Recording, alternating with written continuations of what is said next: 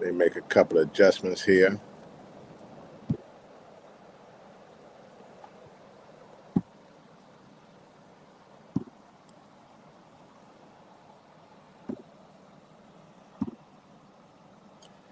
Okay, good evening, everybody. This is welcome to the Jimmy Whitehead podcast, the Power Hour podcast, Atlantic City podcast.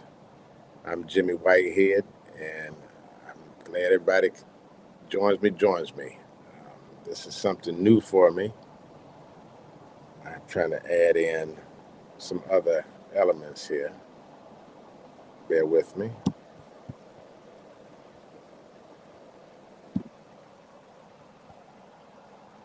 Get some folks on.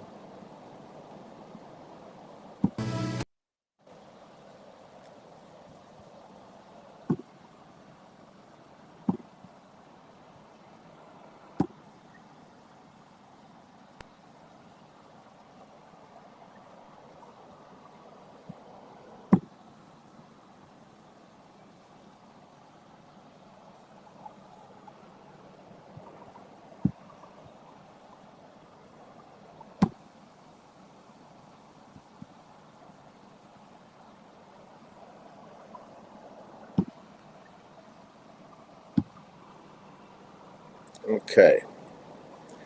Good evening, everybody. This is Jimmy Whitehead coming to you from Atlantic City, the Jimmy Whitehead Power Hour podcast. And I want to welcome all those who are able to join. Um, I'm starting I'm new at this, so I'm learning the process as we go along. And I want to talk about the experience that I'm having right now with it because I hope to encourage other folks in Atlantic City and Prince George's County or Washington, D.C., wherever you may be. I want to encourage folks to start a podcast. Um, it seems like it's the new norm. It's definitely a new platform of information about what's going on in the community and throughout the world. Um, and the more individual podcasts we have, I feel like the more information will get out to the community, which is important. So I'm very encouraged by this program that I'm learning. So I need to learn how to coordinate the visuals and the music, and it's a lot to it. And so trying to teach, as they say, an old dog new tricks.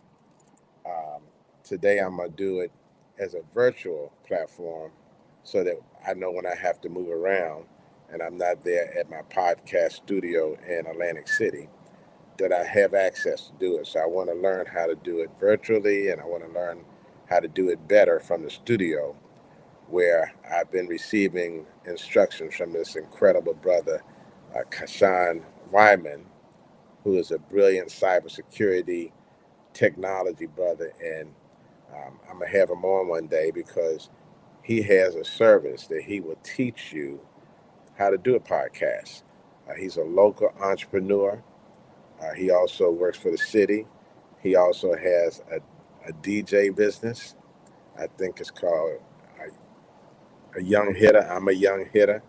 I got to get the right name, but I know his name is Kashan Wyman, and he is a brilliant young man, young Atlantic City entrepreneur, starting his own business.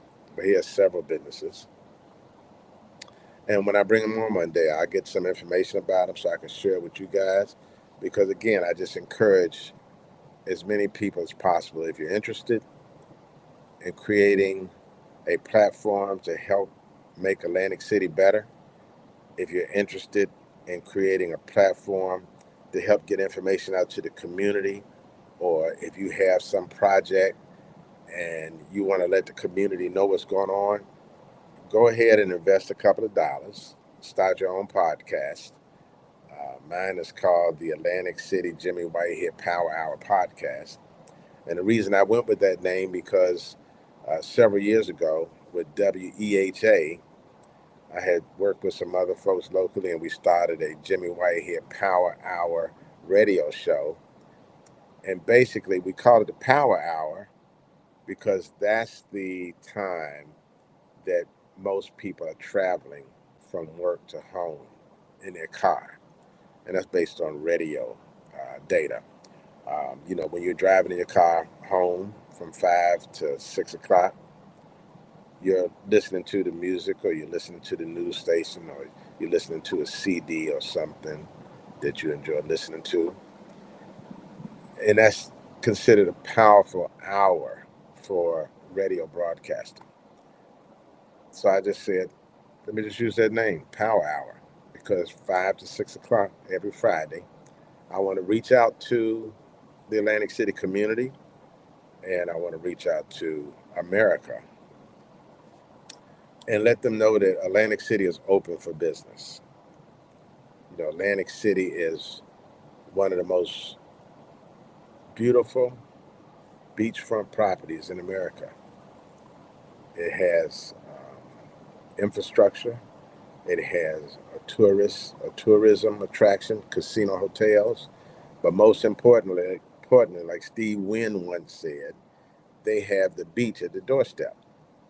And there's one thing God ain't making no more of, and that's oceanfront property.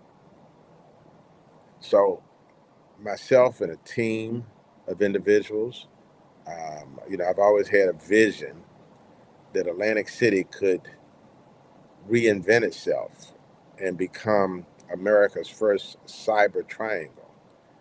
The same way that they went over there and they built that Silicon Valley in San Francisco when they were having economic disparity and challenges. They created a space to grow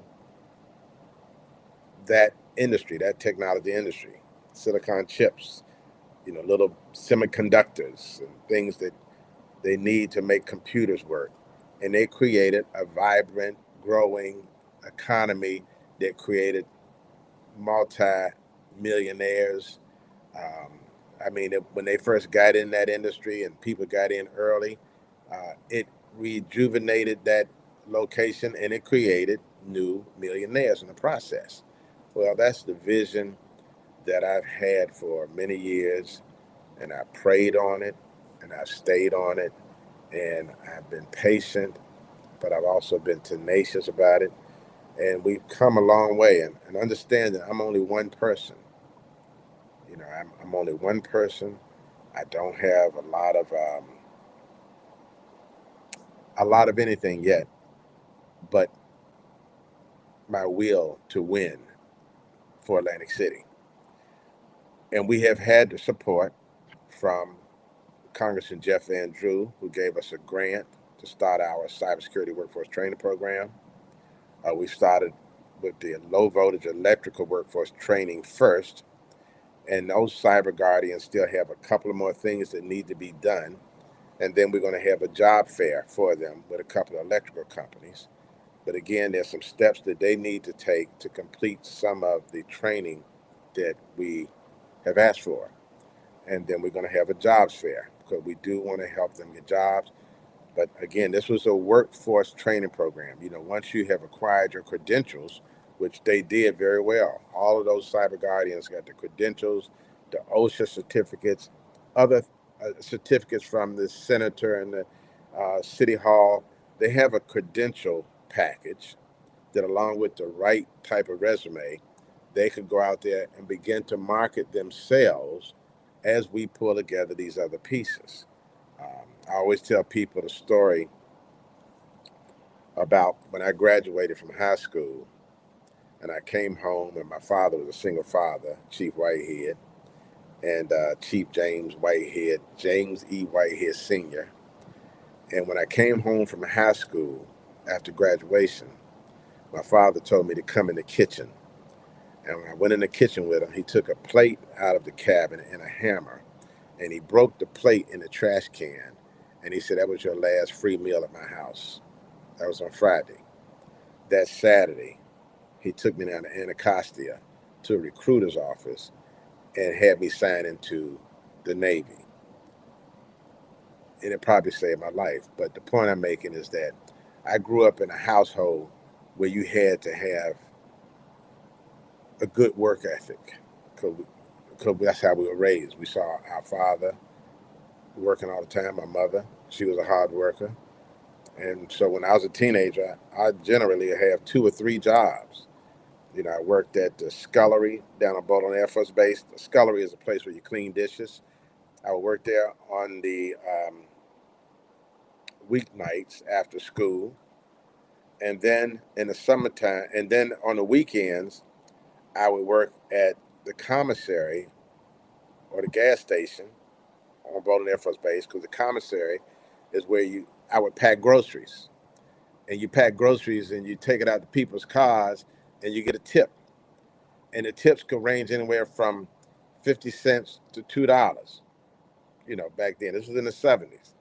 And I would hustle so much packing groceries and taking to cars that I would average probably about somewhere between $50 to $100 a day in tips. So while I was working at the scullery on some weekdays, cleaning dishes, getting a check there, I'd also work at the commissary on the weekends packing groceries, because that's what most people did, is shopping. And the commissary is a big grocery store for military families. And then in the summertime, when I had extra time, I would work at the gas station too. So I constantly, all my life, have grind to make money. I've never waited for anybody to do anything for me. I've always accepted as much help and guidance and opportunity as I was given, but at the same time, I worked hard, and I'm still working. Um, but so we got to finish that phase. But while that phase is finishing up, we had to start our next program, our next class. Now, understand, when we first got this grant was for one class, but we've been very conservative about the grant. So we've been able to create a second class, and this second class is pure cybersecurity. This second class is teaching the offensive cybersecurity that the United States used to protect us from the bad guys, but it requires hands-on training. It's not something that you can do just virtually on a computer. We have a system that has been built so that they can learn how to integrate wires or take wires apart, or we're teaching them how to be hackers so they can learn how to prevent hackers, the bad guys, the red caps, from getting in. These are more like white cap training. So the second phase is being done right now. And as we go along in this workforce training program, I'm also learning. This is the first time I've done a workforce program. Um, so what we're learning now is that in addition to having a partnership with someone like the Jewish Family Services, who is hosting a one-day resume class to teach our cyber guardians how to prepare their resume for interviews. Um, I've also learned that we need to form strategic partnerships with the job folks at the same time we're doing the training program. For example, these in trainees who are doing cybersecurity workforce training, while they're in training, we're going to invite some key individuals to come over and speak to them about the jobs available at their facility. We reached out to the healthcare industry, the hospitality industry, the Federal Aviation Administration, and we want to have somebody from each one of those organizations come and talk to our cyber guardians as they train. That's something we didn't have in the first class. And like I said, this is the first time I'm doing this. I have some wonderful partners helping in terms of the president of U.S. Heart is Horace Jones, who has an extraordinary career, 30 plus years doing things for the government and intelligence agencies. We have some other folks involved in the program who are the instructors. The first phase of our cyber crime reduction program, which was focused on low voltage electrical workforce training, we had a local union electrician, Stefan Jackson, um, from the Marine captain, um, veteran, and we had a gentleman from D.C. who is a certified electrical workforce trainer, Larry. I'm trying to remember his name. This is my guy. It'll come to me. Larry Greenhill. He they both did an extraordinary job in giving hands-on training for electrical workforce training. So that was phase one, electrical. Now we're into a phase where we're doing total pure cybersecurity. And the other thing that we learned, we needed to have an orientation process instead of just letting people come, which was wonderful, to get the training. We needed to have more of a screening process before we bring people into the program, because we need people in this program who are very self-motivated. You got to be self-motivated.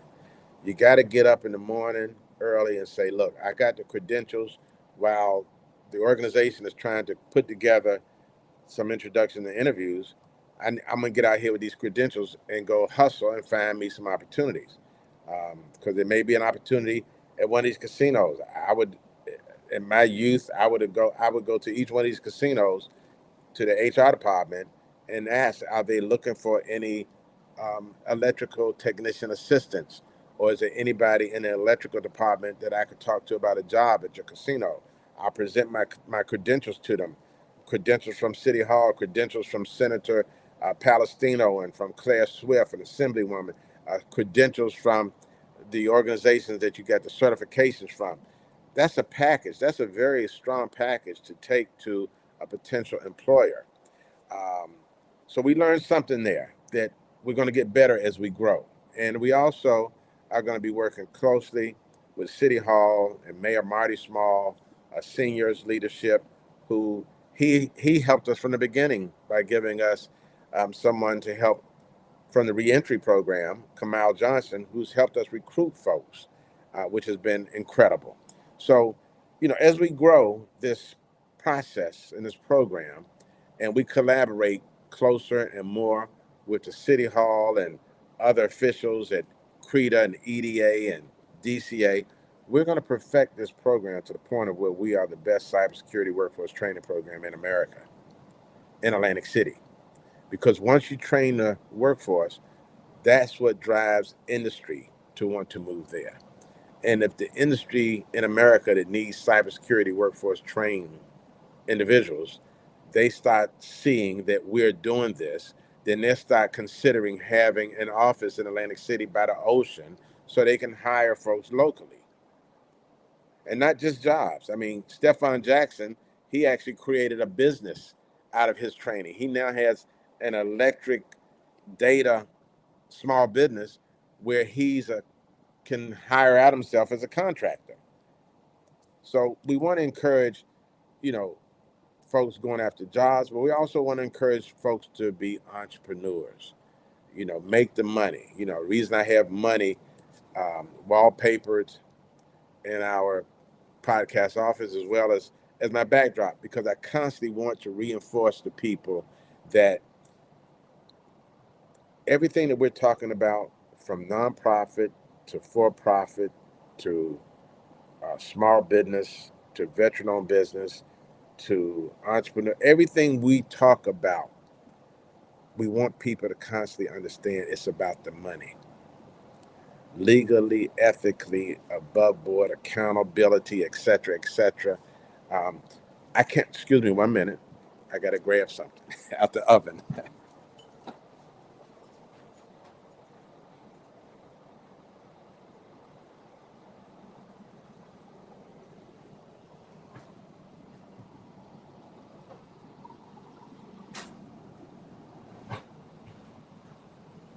Okay.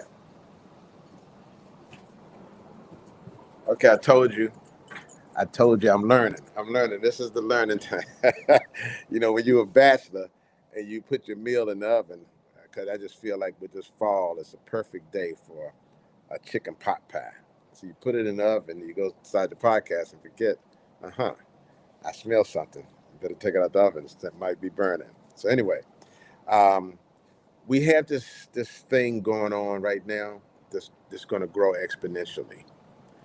And we have the right kind of mayor and city council in place that are advocates of this. We have the advocacy of Assemblywoman Claire Swift and Don Guardian, who have really been doing a tremendous job for Atlantic County, and deserve to go back there, as assembly members after this election. Um, and that brings me to my next subject, because I had to prepare a little script. I mean, little by little, I'm gonna perfect this podcast process. Um, the first thing on my script was I had to tell you guys I'm learning, so bear with me and be with me. But the second thing I was going to talk about today, just a little bit, was New Jersey politics and politricks. Politics and politricks.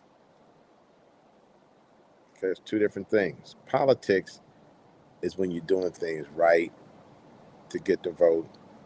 You have a plan for the city. You have a track record of doing incredible things for the city. Um, you have things that you've created, like scholarship programs for the youth. You have a track record of where you can point to and you can say the streets are being paved. There's some, your flow is wonderful. You can point over to new bridges that you've had built um, in communities. You have a track record. And if you have a good track record for the city, there's no sense in breaking that chain moving forward. Because it takes a lot of knowledge to be able to run a city like Atlantic City efficiently. And as they say, nobody's perfect but God. Okay? I know I'm not. I've made mistakes, and I'm sure I'll make a couple more going forward, but I'm at the age where you make fewer mistakes. Okay? But when you're talking about a city that is moving in the right direction, Atlantic City is moving in the right direction under the current leadership, Mayor Marty Small Sr. Um,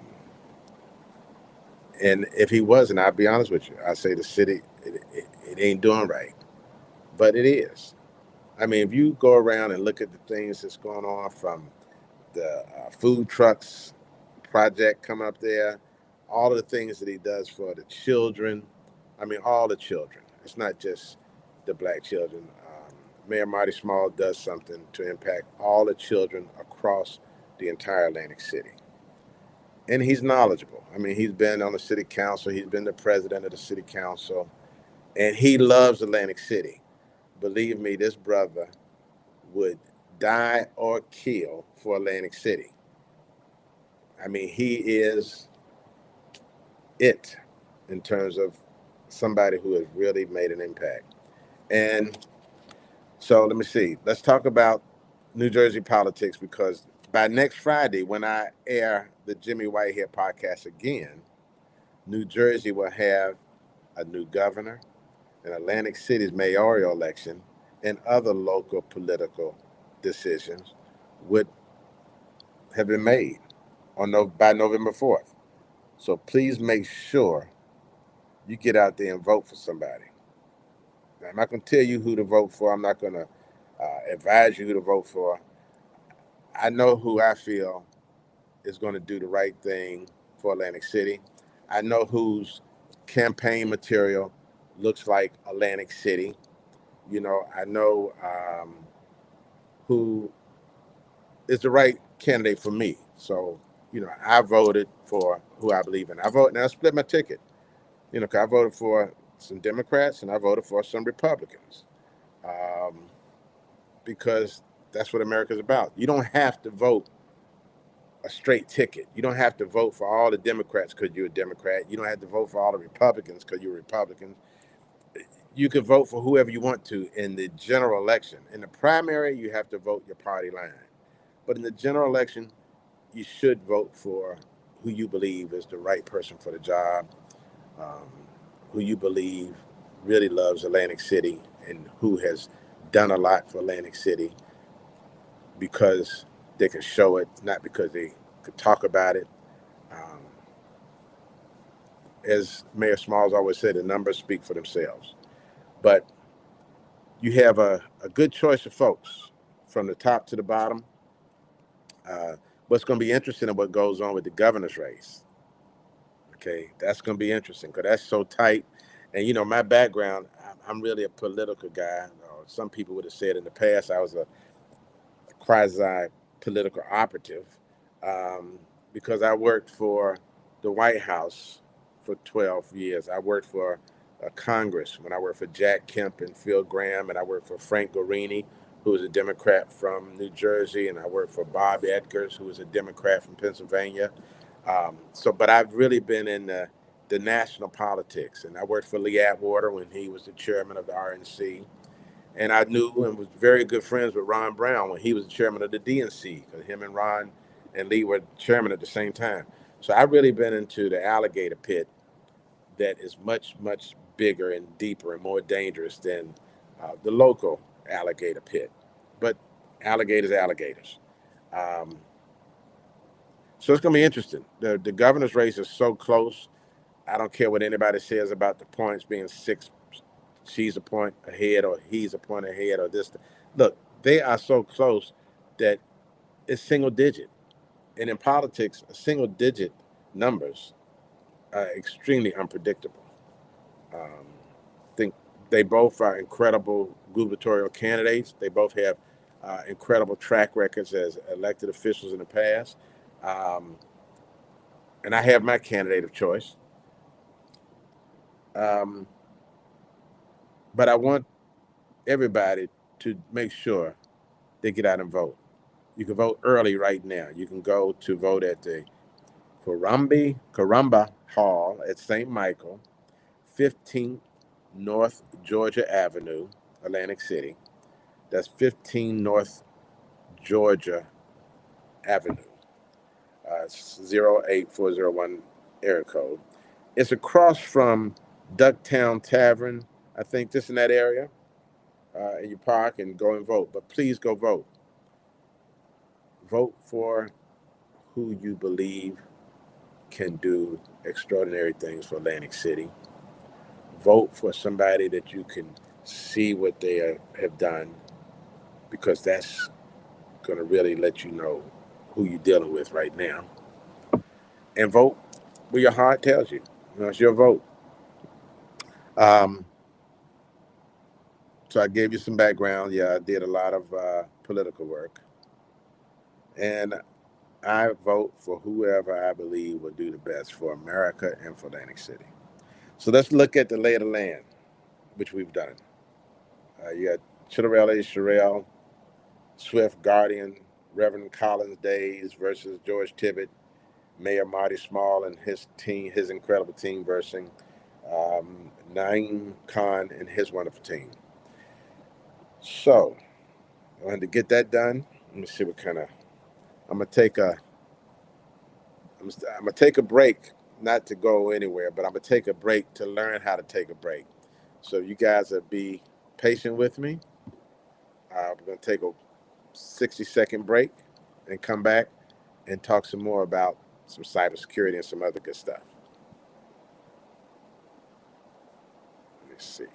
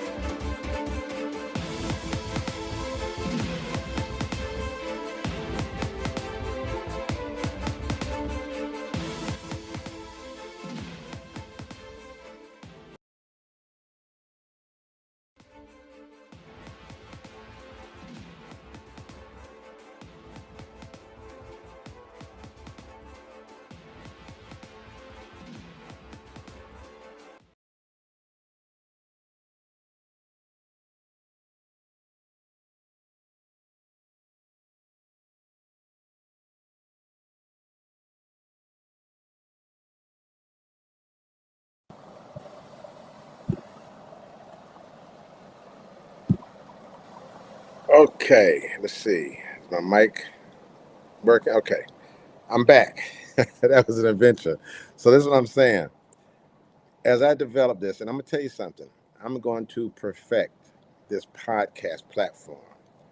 But to give you an example, like when I just told you guys I was gonna do a pause so that I could learn how to pause and come back, etc.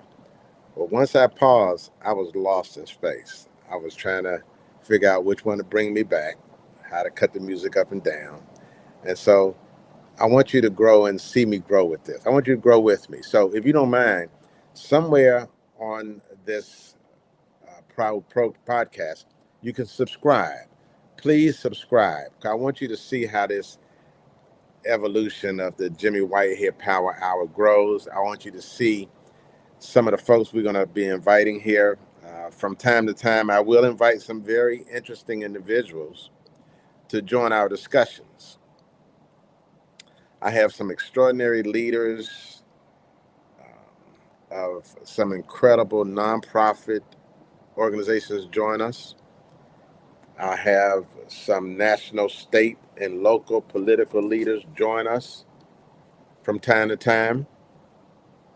I have some amazing cybersecurity, artificial intelligence, and semiconductor entrepreneurs join us because in this vision of Atlantic City becoming America's first cyber triangle, I want to encourage some type of investment in not only the cybersecurity workforce training component, but I want to encourage some training and investment in the area of AI and the semiconductor industry.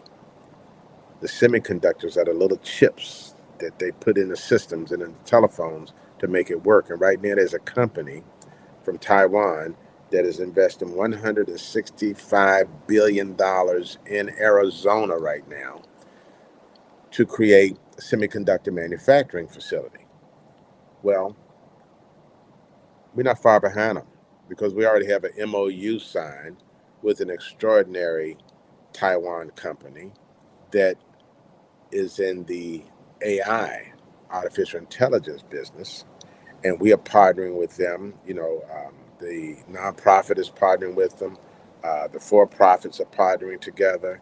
Um, we have several other local Atlantic City high-tech companies coming together with us, and we want to use all of this, take all of this synergy and all this collaboration, and place it inside Atlantic City's opportunity zone. Um, in the opportunity zone, when investors invest, they don't have to pay taxes on that money for 10 years. So if somebody comes in and invests $10 million in the opportunity zone area, which is primarily the area of Pacific Avenue and Atlantic Avenue, they invest in an opportunity zone. That $10 million can be in there. It doesn't have to be taxed while it's growing. And as it grows, there's some kind of ways that they use accounting services to figure out what their capital gains are and what they have to pay taxes on. But their money could be growing while they don't have to pay taxes on it. There's laws on the books. This is a federal legislated opportunity zone. The current Trump administration and Secretary Scott Turner are very big on focusing on opportunity zones and public-private partnerships to create new growth. And we have every intention to work with everybody in that administration to bring new growth to Atlantic City.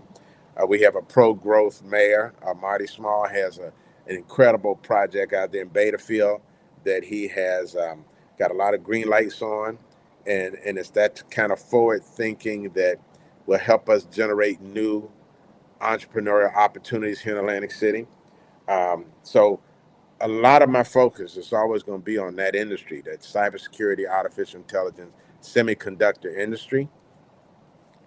We pull together a group of very intelligent individuals um, under a group that we have entitled as Cybersecurity, Artificial Intelligence, Semiconductor Think Tank, a think tank of brilliant individuals coming together to figure out how to help me create the model, help me create the algorithms and the architectural drawings that are needed to move this initiative forward. Because I can't do it by myself, that's for sure. And venture capitalists will be joining us too, because a good idea is nothing but a good idea without access to capital. Now, when a good idea has access to capital, that's when it becomes a great idea, because you can see it and feel it, smell it, touch it. It's real. Like someone has always told me, it ain't real until somebody writes a check. Okay, again, the dollar bills around us, I want you to constantly think about the vision, these dollar bills, when we are talking about capitalism, black and white capitalism, working together in Atlantic City to make some red, white, and blue capitalism. Okay. Kaleem Shabazz, who's a council member, President Aaron Randolph, Jesse Kurtz, Latoya Dunstan. We have just an incredible group of folks in Atlantic City government who are so pro-growth that we have to take advantage of this opportunity now. And that's what this Jimmy Whitehead Power Hour podcast is going to be about all the time. I'm going to invite a couple of entertainers reached out to me. They asked me, they said they want to come on the podcast. I don't want to say their names, so I have some documents signed, so I don't want to say some of the names of some of the celebrities. I got a couple of athletes. They want to come on, and these are people who want to come on because the Jimmy Whitehead Power Hour is talking about investing money in Atlantic City. We're talking about how can we work together with people throughout America to invest and help us make Atlantic City the greatest oceanfront city in America again. And it's possible. It's happening right now. So stick with me as I go through my training, because by you participating in the startup of the Jimmy Whitehead Power Hour, and again, I'd like to ask you to subscribe to the Jimmy Whitehead Power Hour. Somewhere on there, there's a subscribe button. Please push it. And let's see this amazing story about Atlantic City's Renaissance blossom together. I want you to follow what we're talking about on this Power Hour, because there may be an opportunity for you to be a homeowner in the future in Atlantic City. Just imagine what it's like to be able to live in a place where you can wake up in the morning and go for a walk on the boardwalk, on the beach. You can set up your business here, and sometimes when it gets a little stressful, you can go down to the beach and take a walk, taking some fresh air from the ocean. And it's just amazing. They did it in Miami, Florida. Um, the brother named Maynard Jackson did it in Atlanta, Georgia.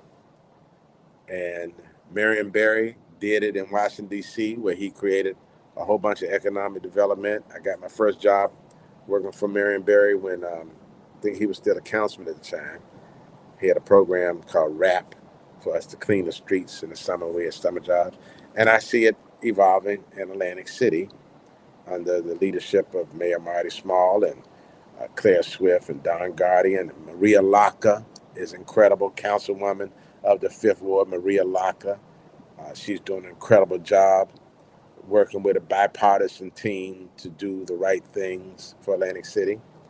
So that's what this is about. I'm going to invite people to come on and talk locally about their businesses, because this Jimmy Whitehead Power Hour podcast is about good, positive energy, synergy focused on making Atlantic City the greatest oceanfront city in America. And the mayor has a saying where he always says it's a great day in the great city of Atlantic City. Well, it is a great day in the city of Atlantic City every day. But please go out and vote, because on the next podcast next Friday, we're going to be talking about what happened in the election. We're going to talk about who's the new governor of New Jersey. We're going to be talking about who is in the city commissioner, who's a new commissioner. We're going to be talking about who's the assembly person representing us going forward. We're going to be talking about what goes down on November 4th. And I hope when we talk about it, you can sit back or either talk to me about it and say you did what you were supposed to do. You went and voted. Please go out and vote. That's the one thing that you can do right now. It's not going to cost you no money. It's going to make you feel good after you do it because you're going to feel like you really contributed to the future of Atlantic City. You'll be able to tell your children this is what patriotism is about, participating in the voting process. And you're going to vote for who you feel has the experience, has the track record, has the evidence of being an extraordinary leader for Atlantic City. I voted, and I'm not ashamed. I voted for Mayor Marty Small because I see and feel what he's doing. I see it in the children. I see it in the senior citizens. I see it in everybody, regardless if you're black, you're white, you're Bangladesh, you're Pakistani. We're the melting pot of America, Atlantic City. I see it in everybody. So vote your heart, vote what your mind tells you. Pray for Atlantic City always. Um, Pray for your families. Pray for the Jimmy Whitehead Power Hour to be wonderful because it's going to be the people's power hour. It's going to be the time that we're going to spend time together talking about how we can work together to create new opportunities, new jobs, new workforce training, new industry, new black and white capitalism working together to create some red, white, and blue capitalism. So I'm going to cut it short today because I want to reserve those long hours for when I have somebody up here very interesting to talk to. But again, thank you for joining me. I'm Jimmy Whitehead. Thank you for the love, participating in my podcast as I grow it. Please, again, subscribe and help me get the word out there because I'm going to continue to work on it. It's going to continue to get better. And I thank you, and I ask God to bless all of you. Thank you very much. Now I got to figure out how to end the line.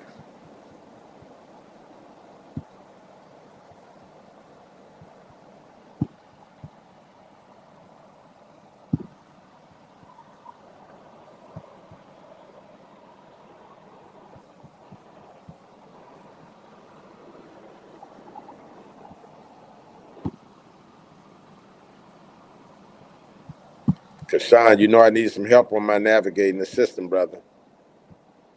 Let me see.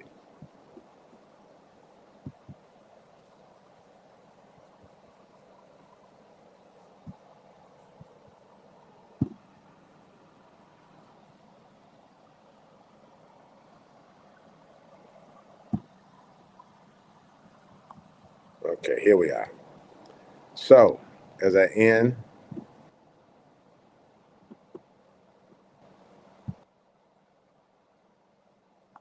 cut the mic.